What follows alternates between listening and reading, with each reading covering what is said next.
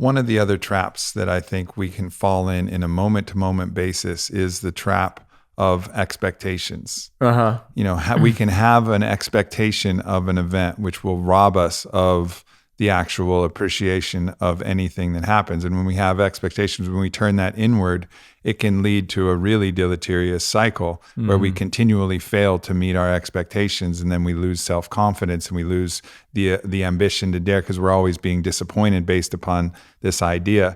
And it seems to me that we are expectation creating machines.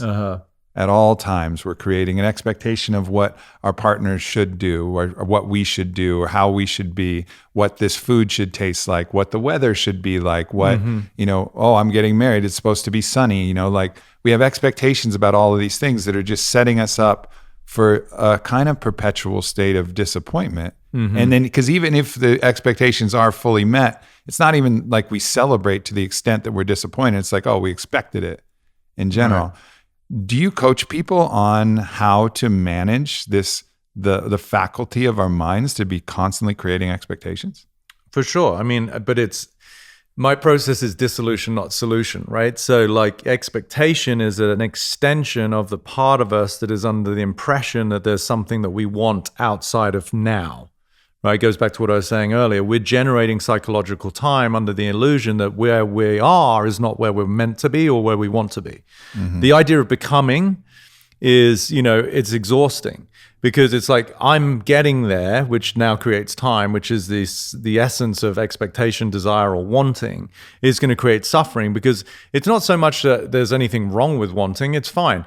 But if it's coming from the essence of there's something missing, then you're in the energy of lack. So that's the suffering already. Then if you don't get what you're expecting, which you thought was going to offset your feeling of lack, right, now you've got a double whammy because I'm already in the energy of lack. It doesn't matter what I am trying to garner or get in life. If I don't understand that beyond the narrative of inadequacy, beyond the dialogue of scarcity, lies the abundance of everything, then I'm always associated with those feelings of limitation, for which reason I am going to generate expectation. So for me, it's not about trying to deal with expectation. I'm dissolving the idea that there's anything missing in the first place. Now it becomes a process of creation versus reaction. It becomes a process of exploration versus searching. I'm not missing anything. You think of a kid who's playing like cowboys and Indians with his friends.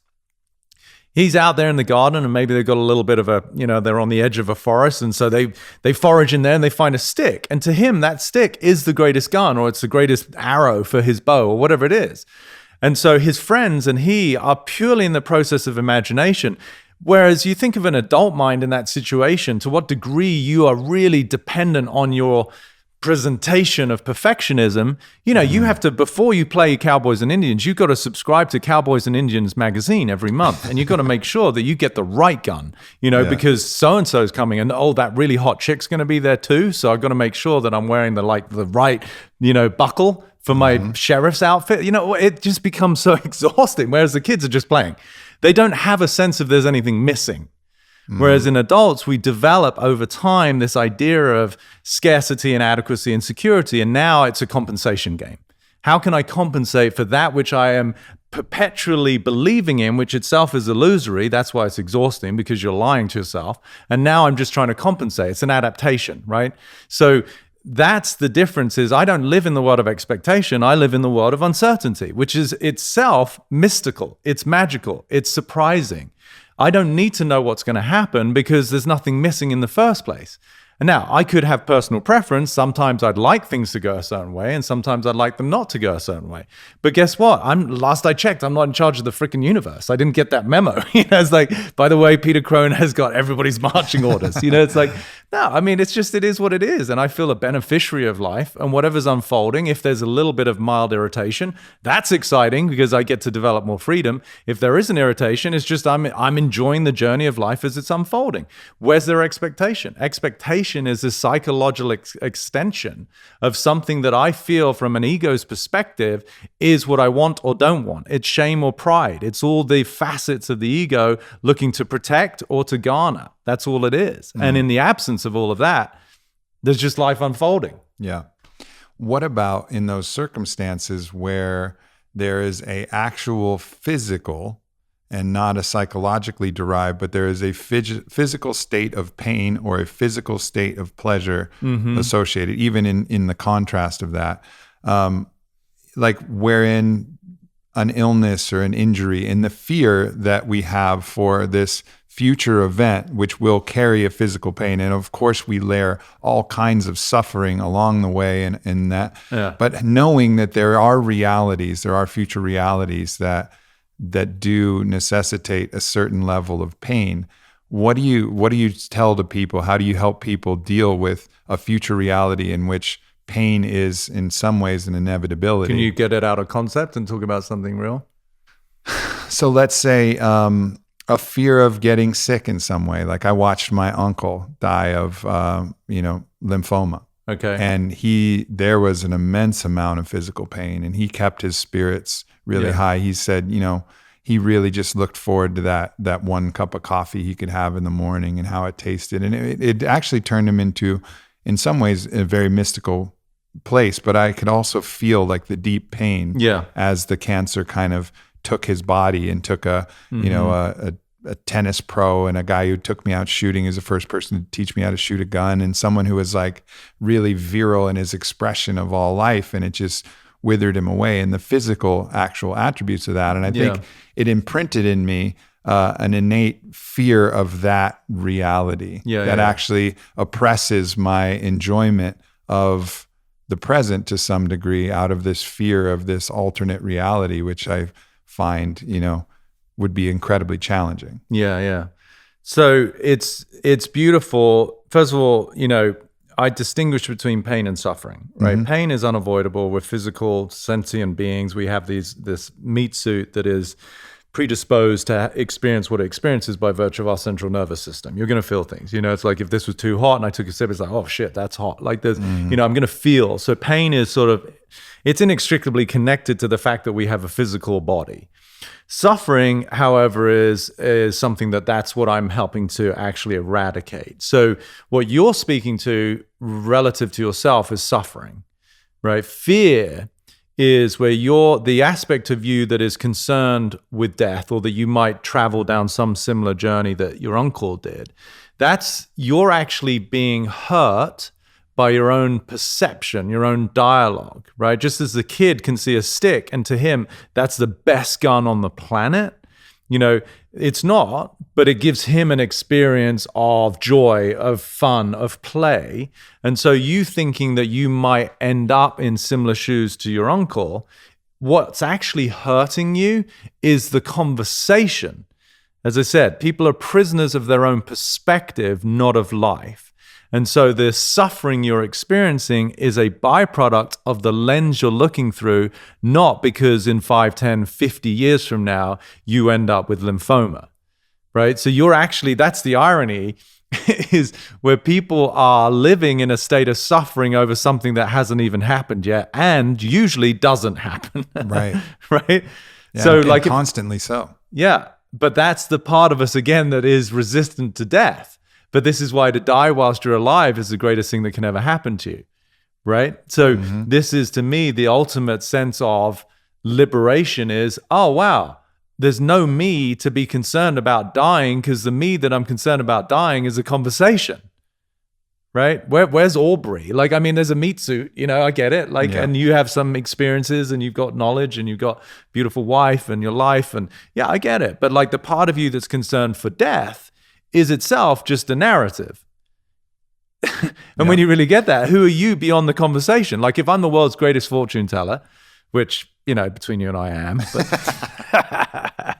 so if I told you that you're going to live for another 60 years and you are absolutely cancer-free for all of that. In fact, you go in the most graceful, almost like a raft on the Nile type of magical transition in your bed, pristine, still got a 6-pack, life is good, 110, I don't know how old you are, but so you're just, if that were your future, if that is your journey, that is your destiny, and the way that you transition out of this paradigm is, you're going to have some bumps, you're going to hurt your knee, you occasionally have these little disagreements with the missus, that's okay. But as it relates to your physical body, you are relatively, quote unquote, disease-free, you don't have any cancer, and you transition beautifully and peacefully and life is good. If that's your future, how do you feel sitting in this chair?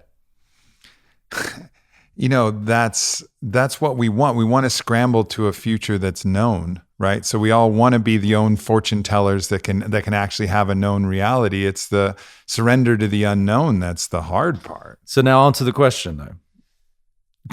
Well, I wonder why your relationship doesn't work. Oh my God. Honestly, I'm here, I can't see you. Ultimately, I have resistance to adopting the hypothetical. I know, that's why you didn't answer the question. So this is why this is great, right? Because what we're revealing is the fact that you're attached to something, which is beautiful because that's where you're stuck. So again, if in the next 60 years, you are quote unquote relatively disease free, apart from toothache, a bit of stomach ache, maybe get the runs periodically, like whatever it is, but you don't have cancer. You transition out of this life pain free, in your sleep, beautiful. Everybody's there. Oh my God, Aubrey, amazing guy, beautiful eulogies. It's gorgeous. Like if that is the next 60 plus years of your life, sitting with me now, answering my question, how would that feel? The resistance is what's interesting because I still won't let myself feel. And I've had, we've sat in this chair where I've really felt it and I've felt the release happen. I won't let that happen right now because my logical mind is questioning the hypothesis. Well, this is just a hypothetical, but it's deeper than that. The deeper part of that is my attachment to the idea of the fear of that. And I won't let myself release into this belief, into this faith that everything is going to go all right, probably because I'm scared of the disappointment gap if it doesn't happen like that. Like if I'm always constantly suffering a little bit in the anticipation of the possibility, then if it happens, well, I kind of expect it and maybe that makes me a little bit right, or maybe that just prevents the slap of the disappointment of me expecting something that was positive and then having it not come to fruition. So I'm like, no. Don't even go there. Not even in this hypothetical example, sitting here on this podcast, don't even let yourself fucking feel it because it's dangerous. Yeah. Beautiful. I appreciate, as always, the vulnerability. So you want to hear something really funny? Yeah. Your image that you have of the way it's going to go, guess what that is? Hypothetical. Totally. But I mean, I'm sitting here and you're like, oh, I don't want to go into the hypothetical. I'm like, you're completely defined by the hypothetical. It's just your hypothetical. Like when I worked with, I shared this, I think on the first podcast, like an NBA guy who was really struggling from the free throw line, worst shooting average, 37%. League average was like 76%. I'm sitting in his kitchen. And I said, you step up to the line and how do you feel? He's like, dude, I'm just like, I don't want to miss. I'm embarrassed. Like I'm anxious. My hands are sweaty. All of the things you'd expect from a future of like despair that you're trying to avoid, right? Similar to you. And he's like, so now I hear the crowd and like my teammates and like blah, blah, blah, right? You get the whole world of his concern. And I said to him, he was way better at this game than you are. But I said, what if I told you for the rest of the season, you shoot just league average? We don't even have to get fancy. Just league average. I mean, his face lit up. He's like, dude, that'd be fucking awesome. I was like, well, what I just presented to you is as real as the future you're concerned about. I'm still sitting in your kitchen. It's like, right. And from that moment forth, he got it. And that night he shot 68%. He went on and blah, blah, blah, and was part of the US Olympic team. And right. So he recognized that it's his own mechanism of imagination and superimposition that is creating his resistance now. So that's why I'm laughing with you because I love you. But you're saying, oh no, I don't want, I'm too logical. I don't want to go into the hypothetical. I'm like, dude, you're just completely living in the hypothetical. It reminds me of, William James was asked whether he believed in free will. He's a great philosopher for those who don't know him. And he said, I don't know if there's free will or not, but my life is better when I believe there is. Right. My life is better when I believe there is. My life is unequivocally better.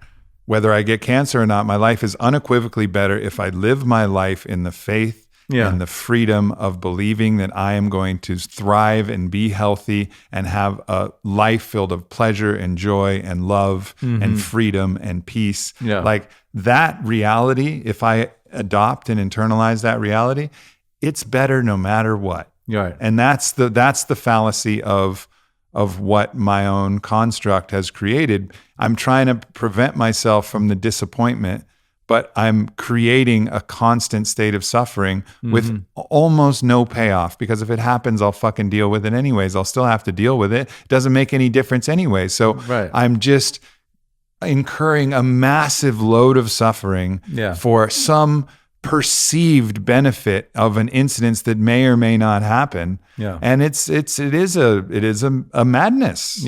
But it's, again, this is where the forgiveness and the compassion comes in, because that's very human, because the primordial intention, as I said, is to survive. But the part of you that's trying to survive is the part of you that's already living in the hypothetical that this is what's going to happen. What I'm introducing to you, even if you can't go to where I said, which is a created future, where you're like, oh, I'm going to live, I'm going to thrive, I'm going to be abundant, I'm going to be vital. I get that's a leap relative to what you've been accustomed to. How long ago did your uncle die? 10 years or so. Okay, great. So you got a decade of like living into this fear. It's got a lot of gravity to it. So even if you can't meet me in this world of like just an extraordinary future with this beautiful transition and amazing family and all of the things that you want to have unfold in your life, can you at least meet me in the truth today, which is, do you know categorically, and you can only answer yes or no, do you know if you're going to die of cancer? I think I'm not. You're just a terrible listener, dude. No, I don't know. Right. Perfect. Right. So now, can you sit with, you don't know what's going to happen? Absolutely. Okay. So if you went from, okay, it's not going to look good, at least I get to be right about the disappointment, but now meet me here today with, I don't know, what does that at least give you as a crack in terms of how you could feel? It's a stepping stone towards the place where I want to go. I want to go to the place where I have that radical faith. I don't want to go halfway. I want to go all the way. And I think the intermediate step that you're offering is that place of, I don't know. And then the next step, which is going to bring the greatest benefit into my life and the greatest release, that feeling where everything just, there's that deep sigh of, that's the place of, it's really a choice. It's a choice for faith. It's a choice to believe that this reality and everything we know about the way that our beliefs signal our bodies and signal our genes, that actual belief is actually going to more likely manifest that reality anyways. So it's doing myself 100%. From a physiological standpoint, the best thing. It's doing myself from the mental standpoint, the best thing. So this is just one of those little things. It's like a stick that got stuck in the bicycle wheel of my brain, and it's now time for me to pull that bitch out. And what I really hear in this, and it's beautiful that you're seeing it, like what I hear more than anything is that it's less about your concern for the fear of death. You're a strong dude. You know, we're close now. We've hung out. You know, it's like, I get who you are. You're a big spirit. What I really still am present to is the little boy who loves and misses his uncle. That's what I really hear, right? Like, that's where you're stuck in time. It's less about your future, and it's the fact that you lost in your mind somebody who meant so much to you. And that's where the hurt actually is. Right? He meant so much to you. And in a way, he was almost immortal in your eyes. And so there's a bit of an aberration in the way that you see this big man. It's like, how could that happen? And as a little boy, how could you ever be as big as him? And so if it can happen to him, then for sure, somebody who's as mortal as you can never match his grandiose presence for you, right? But see, that's what's beautiful for me, is less concern about your future and more just really embodying the love. And we've had this conversation in different forms, right? How much you cared about that game and when you were pulled out as a 17-year-old. And like, you know, what's really beautiful is how big your heart is. But don't shackle it. Like, feel it.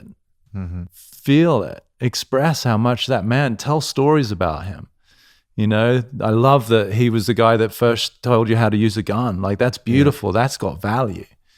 You know, don't use his death as an excuse to worry about your own.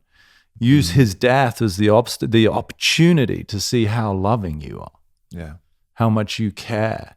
And that, to me, is the precursor to then living a life that has got way more significance than a little guy who's scared of dying of cancer. That's so beneath you. Right. I get it. You're human. But if he can be a role model for you in the way that he is a catalyst to inspire the release of how much love you have, don't be stingy with that love. Mm. If you have one more day on this planet, or you have 60 as I proposed, don't hold back love just because you're scared. Yeah, that's not the poet's way. That's not the warrior poet's way. It's not any of the stories that I ever see that inspire me. That's not how any of them would live. No. They live fully every single moment.